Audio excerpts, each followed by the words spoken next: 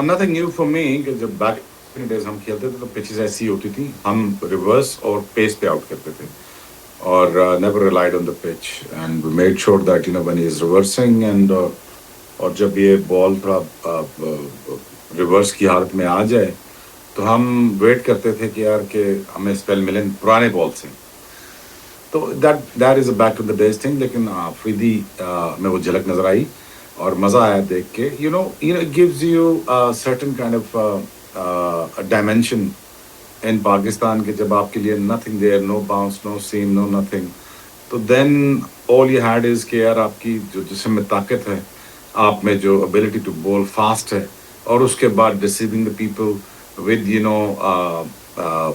Wicket taking deliveries के साथ, तो मज़ा आता है।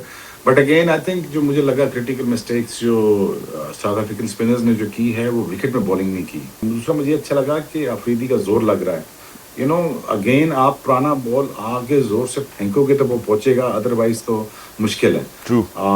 वो उसने पहुंचाया बॉल, पहुंचाने की वजह से ही विकेटों और पैडों में बॉल लगा। तो I think it gives you another kind of a goose bumps when he comes to reversing the ball.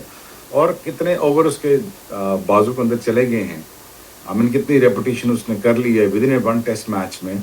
So he looks a different fast bowler when it comes to bowling a length ball. When he learns the length ball, it's only going to help him in the one days and a T20. All right, Shoaib bhai, just one last question before we bid you farewell, and that is, आपको लगता है कि अगले test match के लिए one pacer is enough for us और आसिफ अफरीदी को जगह मिल सकती है, या आपको लगता है कि the combination needs to stay the same in Pindi as well?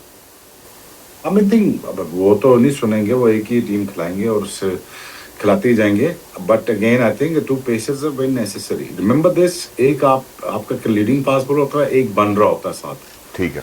जब आप रड़े पे बॉलिंग करते हो तो आप बन रहे होते हैं एज अ फास्ट बॉलर, और रड़ा जब आपको लेंथ बॉल समझा देता है या आपको आगे बॉल कराना सिखा देता है या आपको कोशिश करता है कि आपको विकेटों तक बॉल 140 या 145 तक लगे, तो you become a different fast bowler all together. तो आई थिंक एक को खिलाना चाहिए, एक को प्रिपेयर करना चाहिए। फास्ट बॉलर्स का बाउंसर यहाँ मिस नहीं होता, यहाँ पे स्किड थ्रू करता है, लो रहता है, पैडों पे लगता है, लेंथ बॉल डंडों पे भी लग सकता है।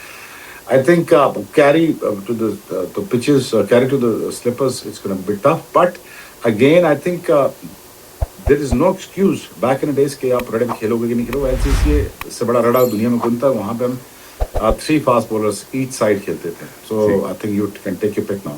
It matters.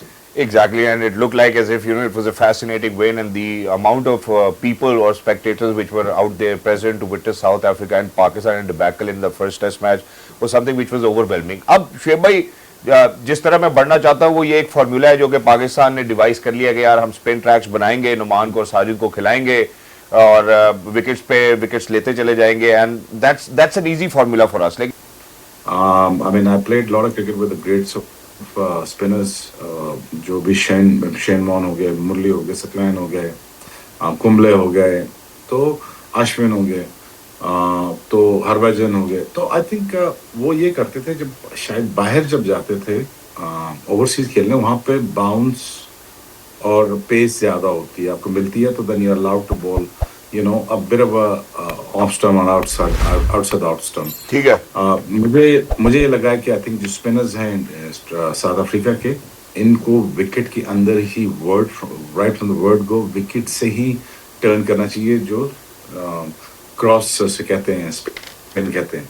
तो आई थिंक वो कर लेते तो बेहतर होता। But again I think it's a tough situation for south Africa, but good job by Pakistan by winning the test matches. That's all